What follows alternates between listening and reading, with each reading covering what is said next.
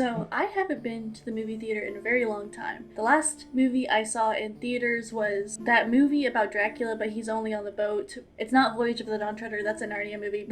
I can't remember the name of it. The boat's name is Kathleen, or Catherine, but I know that because I read Dracula a lot, because that's my favorite book. Please excuse the change in lighting and how crazy I look. I'm editing this right now about 2 minutes after I woke up, and I just want to make a quick correction here. I found the movie. The movie is called Voyage of the Demeter. The boat he takes to England is called the Demeter.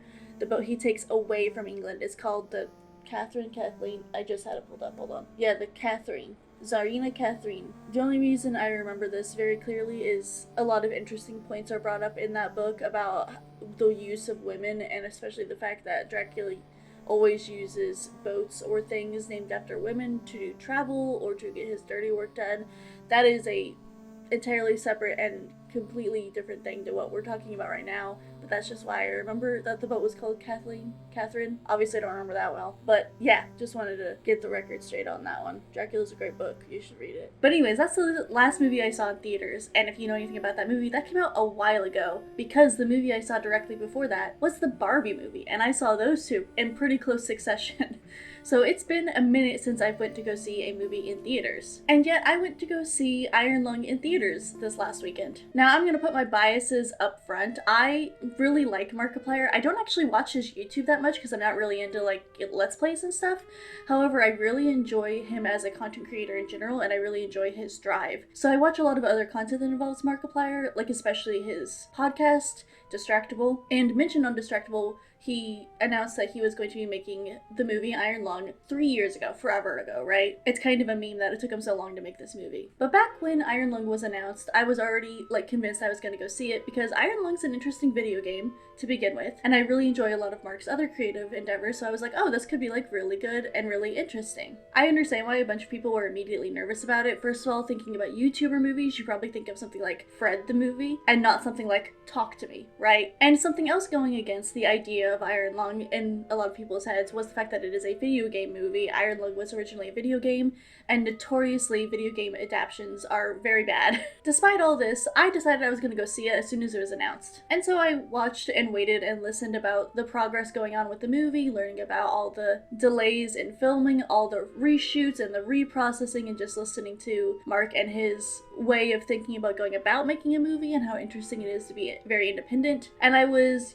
hearing updates for about a year, which is around when me and Daniel got together. When me and Daniel got together, I said something very soon after we started dating about, hey, this Iron Lung movie is going to come out sometime soon and we should go see it together. Now that sometime soon turned into 3 years later, or 2 years later from when Daniel and I started dating. But it is finally out, and I did drag Daniel along to come see it with me, and I went and saw it, and I would like to talk about it. And for today, we're gonna be doing no spoilers at all, just brief overview, like a really nice summary. I'm not gonna give any spoilers or any specifics, but I am gonna tell you things I liked and things I didn't like, as well as why I would recommend this movie to anybody, not just people who like and watch Markiplier, and also not just people who saw the video game. I do think playing the video game, you'll get more out of the movie, but I don't think it's necessary, and I think somebody who has no clue what's going on in the video game will also enjoy it. Case in point, my boyfriend Daniel never played the video game, has never watched anybody play the video game, and he still enjoyed it. He gave it an 8 out of 10.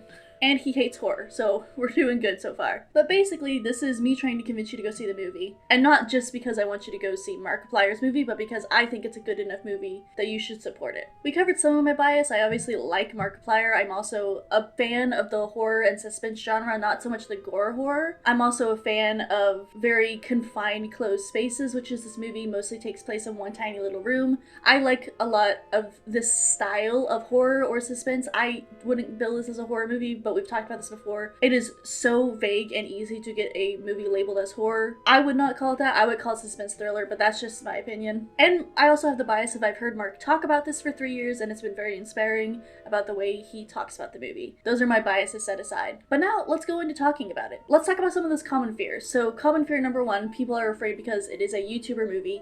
YouTuber movies are notoriously bad because a lot of the times it really seems like the YouTuber is just kind of doing a little bit of a cash grab. Maybe they got a bigger movie company to come in and pay them for their likeness and probably either gave them a script or let them write a not very good script. because they assume it's going to be for children, so they don't put that much effort into it, which is a whole separate conversation about children's media. So I'm sure there are some people who are thinking about maybe going to see this movie, or are thinking about not seeing it at all because it is a YouTuber movie. And so this begs the question, even though this is a movie by a YouTuber, is it bad? And the answer is no, it's a very, very good movie. Markiplier is also the main character as well as the director, and often people actually advise against directing yourself in the main lead because it can be very stressful and confusing and can lead to a lot of issues, especially if somebody is like really new to directing or acting and trying to fit themselves into both roles. It can be very, very hard to do. For example, we see Shane Dawson's movies, which sucked ass. He was the main character and he also directed it. To be fair, I think that's a Shane Dawson problem, but I'm just saying. So Markiplier is the lead role, but he is also the director. However, I was very easily able to suspend disbelief of this is Markiplier and definitely put myself in the shoes of the character. Every single person who was in this movie, the acting was impeccable. Of course, your main character and main actor is Markiplier, and it is an amazing shift from things we've seen in the past. I didn't actually end up watching In Space. There's a long story behind that, but I did watch a bunch of his other things that were very acting heavy, and I think there is definitely a big shift between things you've seen before and this movie. Every single emotion that these characters wanted you to feel, I felt. And I was fully convinced that the characters were also feeling. It was very good acting all around by every single person in this cast. The acting by Markiplier alone was incredibly intense and very good. There were some points where I laughed out loud, and you would think that's really strange in this kind of a movie, but there were points where I was just like, big mood, like for real, me too, man. And it was very good. It felt very believable, very raw and real in some parts. Also, for a horror movie, there was a very wide range of emotions, which was very interesting, and I have to commend Mark. It was like really interesting and good work to watch. There are a few other very small side characters and one major side character. Again, all of them, their acting work was incredibly phenomenal, especially since almost every single acting part, minus a few scenes at the very beginning, are all voice lines. They aren't actually on screen. Very incredible. Even through voice line delivery, I found every single emotion they were attempting to show, I felt very strongly. It was very well done. Excellently directed and excellently acted by a YouTuber. So just because it's a YouTuber movie, don't worry. It still holds its own against more traditional movies. Also, it is not owned by a company. Mark did it completely by himself with a few other producers, but as we mentioned, he was the director and the main actor, so there is no company that bought it out. It is 100% his brainchild and his baby. Second major concern is that it is a video game movie. Video game movies notoriously are very bad. However, this was a very good and very interesting adaptation of a video game, but also this specific video game. This specific video game is an indie video game, an indie horror video game. So the nature of this game is often to get you a false sense of security with mundane tasks, and then with slow pressure building up, so that sense of fear and dread and suspense throughout the ending portion of the game until the game ends. Like I said, I'm not going to give any spoilers, so I'm not going to tell you how the game ends because it is the same way the movie ends. And that kind of thing works really well in a video game because you are the person doing all those mundane tasks. Watching somebody else doing those mundane tasks isn't really as fun. So there were some changes added to the movie to make it a little bit less boring. I did see some reviews calling it boring. I completely disagree 100%. I didn't find any section at all of this boring, which we'll talk about a little bit later. The video game is also not a very long video game. It's like maybe an hour to 2 long experience. Like I said, just a little indie horror thing. The PS2 or whatever style graphics. It is definitely an indie game at its heart. And I think the adaptation that they used for the movie didn't lose any of that suspense from the video game, and a lot of the way that this movie was shot and produced and directed is what makes up for that. There are some sections of this movie that do get repetitive. I don't find them boring. I see where other people can, but I'll talk about why I don't find them boring a little bit later on. But I like how this like melancholy mundane was kind of included. It does help up this suspense, and also I think it is important to show that like just the gruel and like the hard work and determination it takes to get something done. It is also very clearly lovingly taken from the video game. Like it's not just the basic concept and then he kind of runs with it however he wants. There was one part in this movie where I was thinking about something in the video game going, oh, it's interesting that they haven't shown that yet, and then I gasped out loud because it happened immediately after I had that thought, and the way it was integrated into the movie was so well thought out, and it felt like just a natural progression of the movie, even though it is also part of the video game. Also, we have some narration and or characters talking to you that basically give you similar instructions to what the video game would be. So instead of you just reading text on screen or in a manual like you would in the video game, you have some characters giving you hints events and giving you exposition, which, by the way, the exposition in this movie is so excellently written, it doesn't even feel like expedition.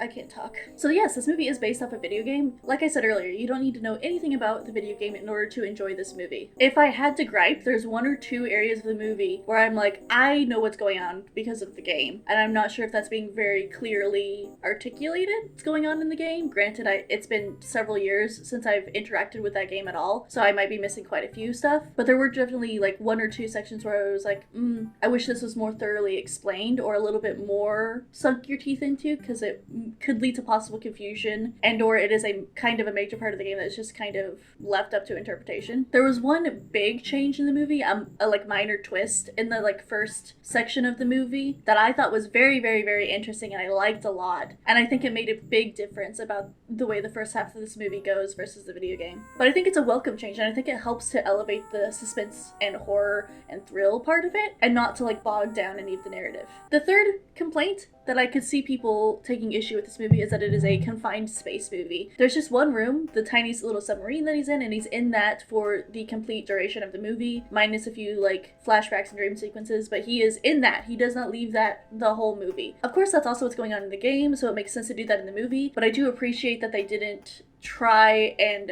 push it a little bit more, because I could see very easily, say he starts out not in the submarine, gets in the submarine, and then the movie takes up from there. But I do appreciate the fact that the entire movie does take place inside the submarine. However, I can see a lot of people getting kind of annoyed with confined space area movies. It could be really annoying. I would not go as far as to say that the submarine itself is another character, because every now and then you'll get a confined space movie where the space itself is a character. I don't know if I can go that far with this movie. However, the way this movie is, the submarine is constantly changing, as well as the way the shots are curated makes it never feel boring. It always makes you feel like you're exploring something new, even though you've seen this area before. Maybe you haven't seen it from this angle. Maybe now that we know new information, seeing this is more interesting. And even as the movie goes on, we do discover more little sections of the submarine. Even though it is such a closed space, there is some exploration in this movie, which is very interesting, and I liked it a lot. You do get that claustrophobic and like cabin fever feeling a little bit from a lot of these scenes, and it is very intentional, and it is also the point of the video game. So I'm very glad with how that happened. And to me, I never got tired of this space. There was so much good and amazing intentional camera work that made every single time the scene changed, you never felt like you were in a new location, but you felt like you were discovering something new every single time. The camera work in this movie is very, very good. Going back to a point that I made earlier, just because you are in the same place the whole movie, a lot of changes happen in the movie. There's like one video game mechanic that ends up showing up about halfway through the movie that like does a little bit of a shift in the way we see the submarine for a little while, and that's really interesting to just like explore it in this new kind of version of seeing it for a little while. I'm trying to be vague because I'm not giving spoilers, but like something will happen on the submarine that changes the way you view it for a little while before we go back to the standard. And like I said, the way the angles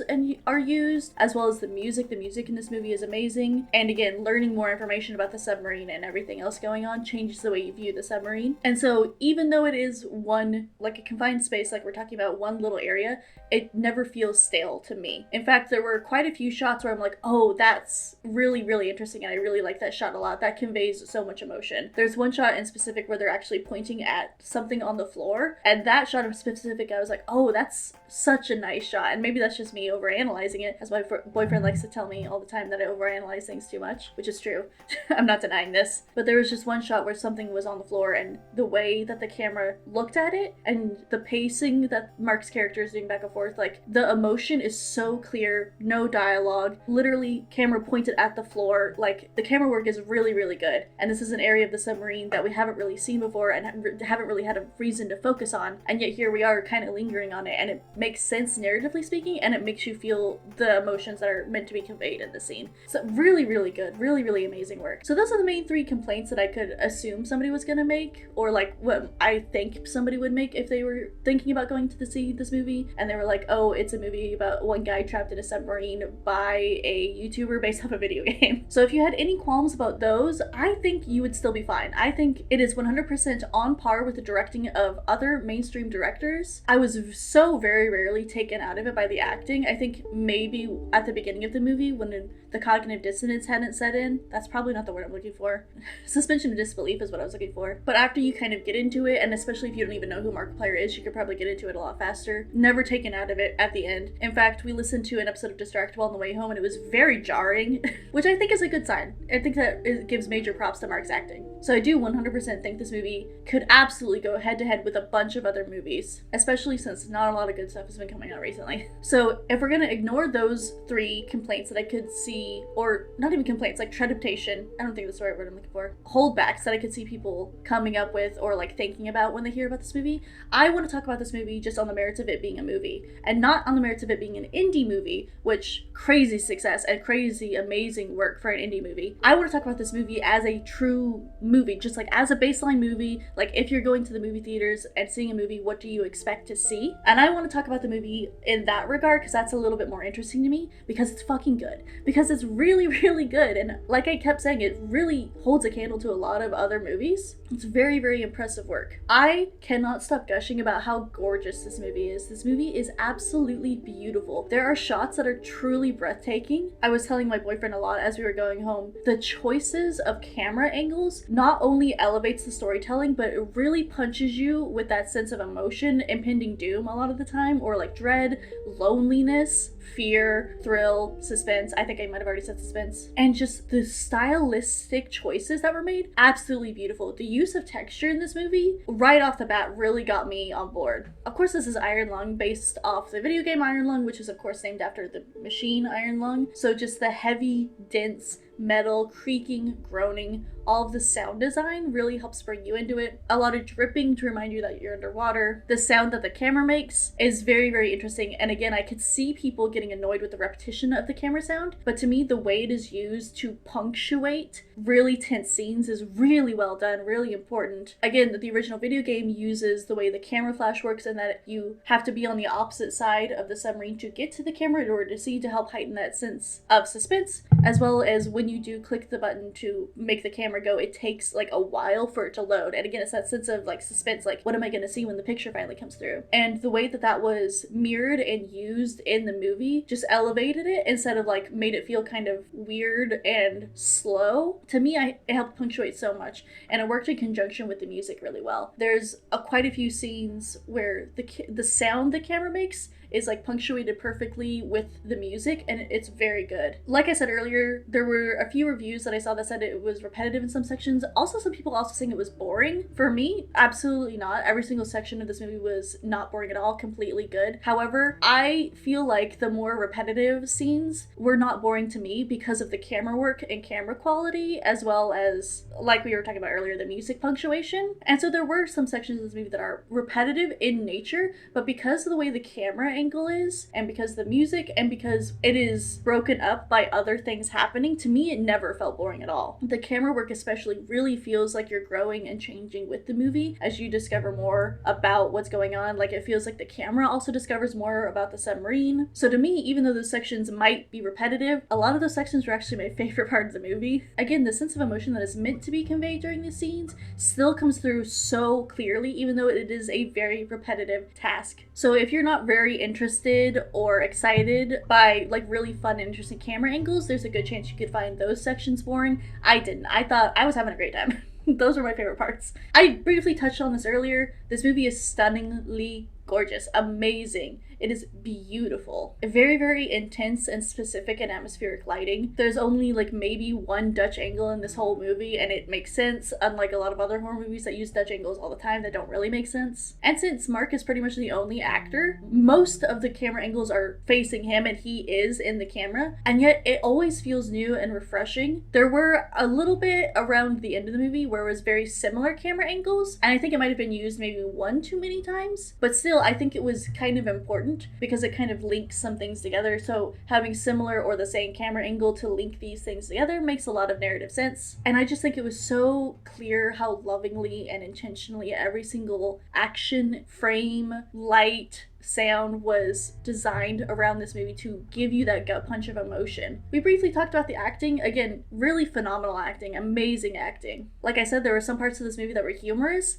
not because jokes are being told, but because the way Mark directs himself, I guess, to play the character. I feel like, yeah, this is also how I would react in a scenario like this, and just the relatability of a character behaving this way in such a highly stressful situation can be very funny. I'll give you one scene because it's not really a spoiler. In the main video game, you get all these manuals that basically teach you how to play the game. They're basically the tutorial, and they appear in the movie as like physical manuals, physical binders, and at the beginning of the movie, he's like reading through them and looking through them, and he goes, "Fuck that," and throws it over his shoulder. That made me laugh out loud. It's less dramatic than I did. Mark's a way better actor than I'll ever be, but it's very good. It made me laugh pretty hard. Also, this doesn't bother me, but I know it's bothered other people before because I've submitted some writing work, and one time a major complaint I got was the fact that I use swear words at all. And so if you are easily offended by swear words, not saying that in a degrading way, just in general, if you get offended by hearing swear words, don't watch this movie. He says the word fuck about 15,000 times.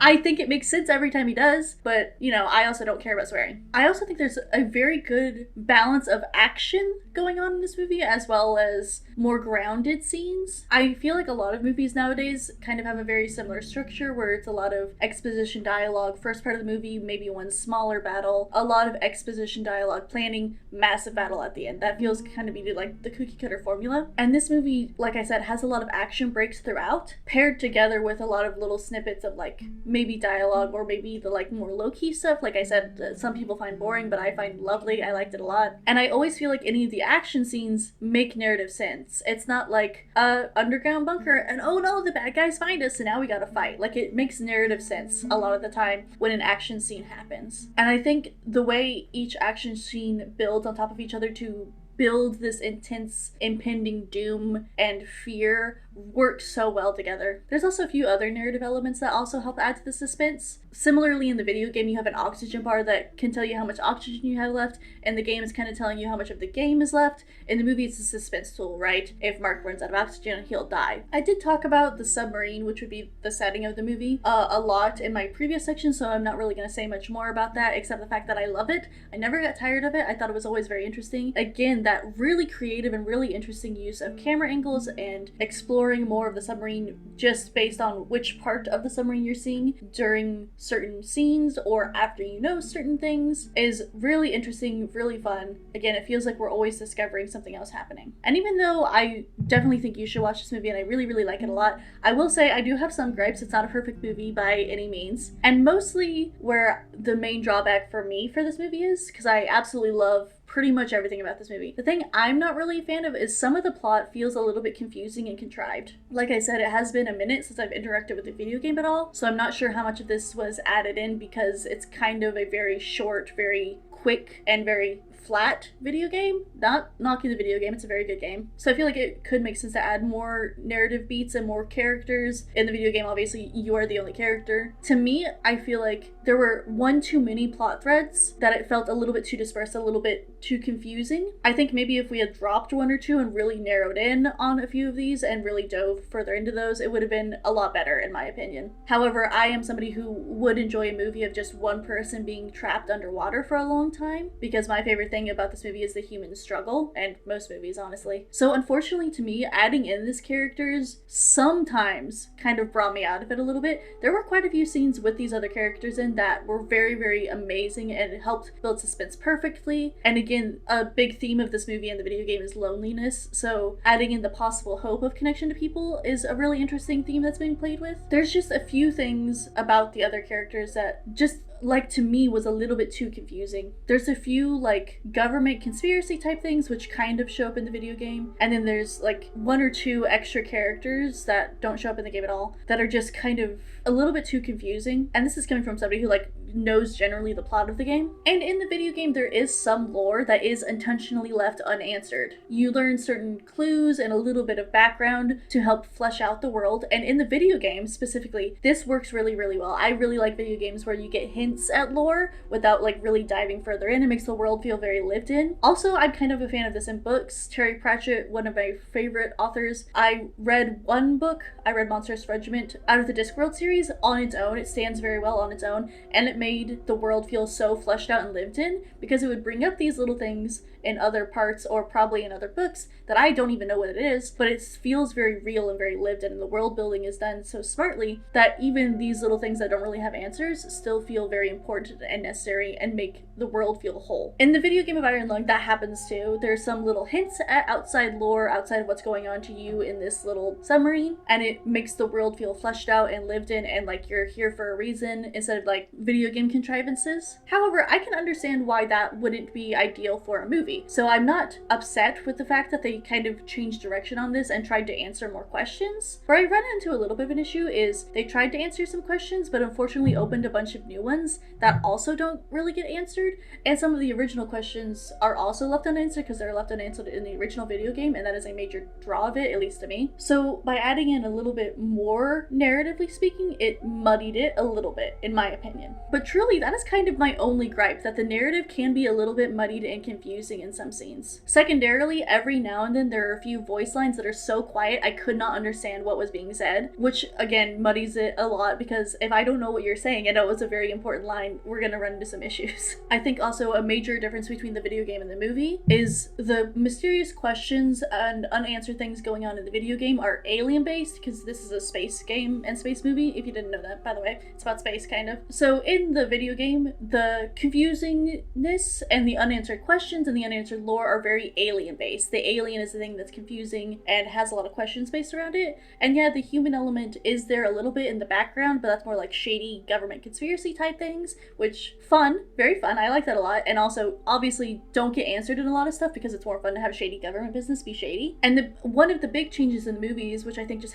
naturally happens because you added in a lot more characters, is that these confusing or like lore drops that don't really get answered are now human connected, and I have a lot less grace for human stuff that doesn't really get explained versus like alien stuff that doesn't really get explained. With alien stuff, if you say, oh, that's just how the aliens work, I'm gonna believe you because this is your creation, your aliens. When humans have something similar to that, I'm like, okay, now I'm confused. What is this character's motivation? It seems really confusing. They seem to contradict themselves a lot. So every now and then there's like one part in the movie where I'm like, I'm a little bit confused. I don't really know what's happening. Now, to be fair, it kind of doesn't matter in the end, which I don't know if is a spoiler. And I'm not even saying that in a bad way. The fact that this thing doesn't really matter in the end is good. I like things like that. So don't use that as a deterrent at all. And like I said, this is kind of a minor gripe for me. Otherwise, I really, really, really enjoyed this movie. I think I brought this up briefly earlier, but even though the inclusion of these new characters sometimes was confusing to me, there were other scenes in the movie where I'm like, oh my gosh, this is so excellent. The way these two characters are speaking to each other and interacting is absolutely amazing. It helps to elevate especially the loneliness element, and the like determination to survive theme that is also in this movie is very, very compelling and very interesting and very, very well done. Like stated earlier, every single person who's acting in this movie, even the actors who are just voice lines, phenomenal job. There's also like one or two just maybe plot holes. Maybe I just didn't hear a voice line that explained it and I was a little bit confused. There's also one shot in the movie that's of the binders, so like the instructions for the video game / the instructions to run the submarine in the movie, where the way the shot goes down the page and you're supposed to read it, and I'm a pretty fast reader and I still just didn't quite grasp what it was trying to tell me, because even though it lingers on specific words, the words it lingers on are not an explanation but they're a warning, which very cool, very good for suspense, very good for thriller, but it just kind of made it to where I was like a little bit confused about what I was actually supposed to be worried about. Which it's a very, very minor confusion, and it is a little bit more verbally explained, so it's not really that big of a deal, but it is just something like every now and then it's just either a voice line I didn't quite hear, or maybe a shot that wasn't quite lingering enough, or maybe just something that's kind of brought up and not really explained that can lead to a little bit of narrative confusion. However, I will say the dialogue in this movie is so amazingly well written, so well done. Every single line feels almost completely natural. There's a few I have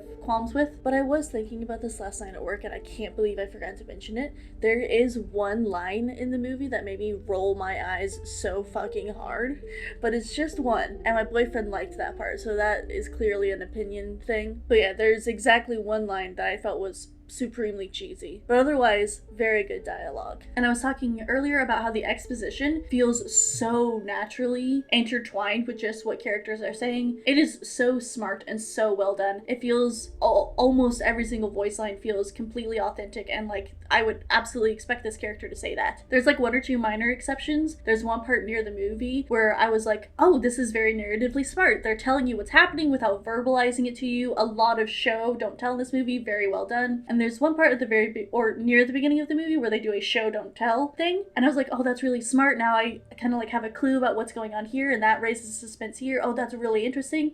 And then for me, again, this is my opinion, my boyfriend disagrees with me on this. For me, they kind of ruined it by having a few characters say out loud what's going on like 3 times in a row. So you had this very interesting show don't tell moment where it's like, oh, they showed me one thing and that connected dots to this, which connected dots to this, and oh my gosh, that means this. And it's that minor twist that I was talking about earlier on in this video. And when you see this one action happen, you immediately connect a bunch of dots in your head and you're like, oh my gosh, that's so cool, that's so crazy, I can't believe they went in that direction. And then unfortunately they have a character just say that out loud like 3 times. And I'm like, okay, so we threw subtlety out the window, which is kind of the only bad example of dialogue I have, which is saying something, because there are a lot of movies with a lot of bad dialogue in them that are good movies. But that's just one section where I was like, oh, that kind of felt unnecessary. Most of this movie is show don't tell, a lot of conveying emotions without even saying any words at all. Or even if Mark is alone in the submarine, he'll say things under his breath or to himself that really explain and push out things.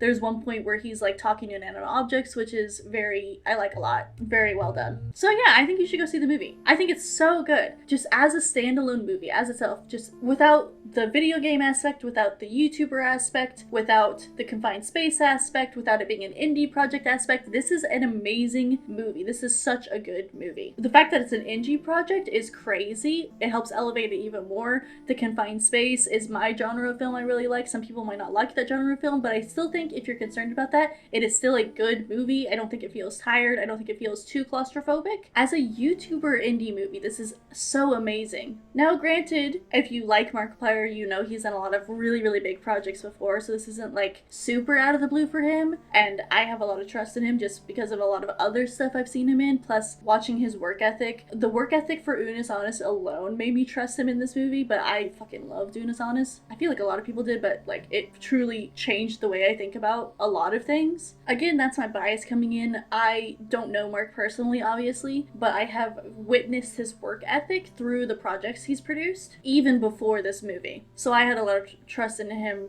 going into it. But still, if we're talking about a YouTuber indie film in a confined space, still such an amazing movie. And then we even add on top of that the fact that it was based off a video game. A video game YouTuber indie film was so amazing. Very, very good. One tiny little point that I'm going to touch on at the end here is rewatchability. My boyfriend says he sees basically no rewatch value because he's, like I said, not really a horror person. And when he does watch horror, the suspense is the most important thing for him. So because he knows how this movie ends now, there's no more suspense for him. I disagree with that. I really like rewatching movies that have horror elements in them. It really depends on the movie. And I think this movie holds up some rewatchability for me specifically because, like I said, I missed kind of a few of the voice lines and some of what was going on. So I'm wondering if maybe on a second watch through, I would find the narrative a lot less confusing and the plot a little bit more, or like a better through line in the plot. I would watch it again because I feel like there's a lot of little things that I missed or that I could go back and look on. I would watch it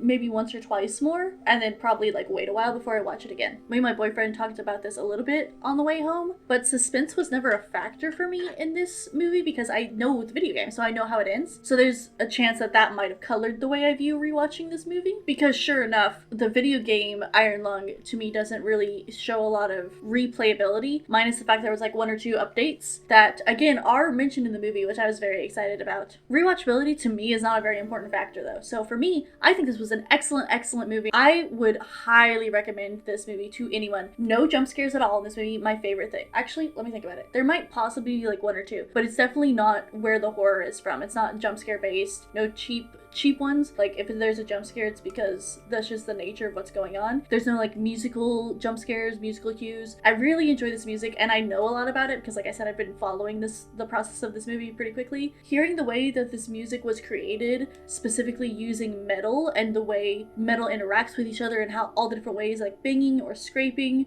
using different types of metal to create all of the music in this movie, and it is phenomenally done. The person who worked on the music for this movie also worked on one of the Doom games, don't ask me which one, and yet this feels so specifically curated. Like it doesn't feel like a Doom rip or anything. It feels so specifically curated, and like I said, I know a little bit about the process, so maybe I'm being colored by knowing how much work went into the music for this game. I felt myself waking up earlier this morning and being like, I have this like weird song stuck in my head. What is this from? It's like heavy metal adjacent? And I was thinking about it, I'm like, oh my god, that's the literally,